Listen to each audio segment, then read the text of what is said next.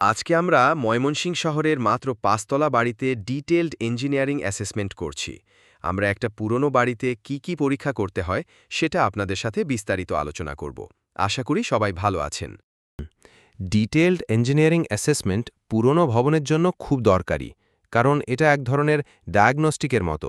যেমন আমরা অসুস্থ হলে পরীক্ষা করাই শরীরের রোগ বোঝার জন্য, তেমনি এই অ্যাসেসমেন্টের মাধ্যমে ভবনের স্থায়িত্ব বোঝা যায়, আর কোনো সমস্যা থাকলে সেটাও জানা যায়। পুরানো বাড়ির ক্ষেত্রে না, এইটা নতুন বাড়ির ক্ষেত্রেও হতে পারে যদি বিল্ডিং কোড না মেনে বাড়ি তৈরি করা হয়।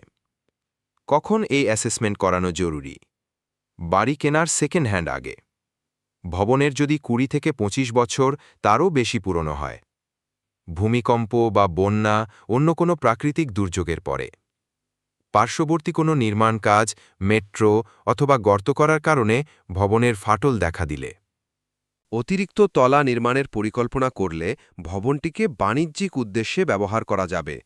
নতুন বা পুরাতন বাড়ি হলে বিল্ডিং কোড না মানলে কোর কাটিং টেস্ট, ল্যাবরেটরিতে লোহার রডের পরীক্ষা, ফাউন্ডেশন বা মাটি পরীক্ষা এবং গাণিতিক হিসাব নিকাশ করা দরকার। কিছু নমুনা আপনাদের সাথে শেয়ার করা হচ্ছে। কি পরীক্ষা করতে হয় এবং এটার হিসাব নিকাশ কীরকম হতে পারে, সাধারণ মানুষরা যাতে খুব সহজে বুঝতে পারে। আর না বুঝলে হোম ডিজাইন অ্যান্ড কেয়ার আপনাদের সাথে তো আছেই, চিন্তার কোনো কারণ নেই। আমরা সারা বাংলাদেশে পুরাতন বাড়ি অথবা নতুন বাড়ি, বিল্ডিং কোড না মেনে বাড়ি তৈরি করা, বাড়ির রেনোভেশন এবং ডিজাইন কনসালটেন্সি সহ সব ধরনের সহযোগিতা দিয়ে থাকি, এবং সারা বাংলাদেশে আমরা লোন সাপোর্ট দিয়েও বাড়ি তৈরি করে থাকি। আশা করি আমাদের এই ভিডিও স্ক্রিপ্টটা আপনাদের অনেক উপকারে আসবে।